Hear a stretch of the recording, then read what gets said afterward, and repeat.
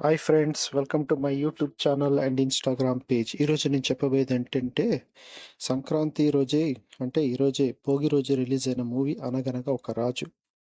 ఏం లేదు, cinema story వచ్చేసి ఒక జమీందార్ మనవడే రాజు అనమాట. ఇతను తాత సంపాదించిన ఆస్తులు ఏమీ ఉండవు.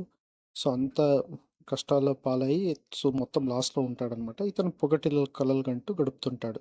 సో బాగా డబ్బున్న కుటుంబానికి చెందిన అమ్మాయిని పెళ్లి చేసుకుంటే జీవితంలో తను స్థిరపడొచ్చు అని ఒక కలగంటుంటాడు. సో అలాంటి విషయంలోనే అంటే చారులత చౌదరిని చూసి ప్రేమలో పడతాడనమాట. పడి ఆమెని ఇంకా ఆమె ప్రేమ గెలుచుకొని రంగంలోకి దిగుతాడు. మరి ఆ ప్రేమ గెలిచిందా?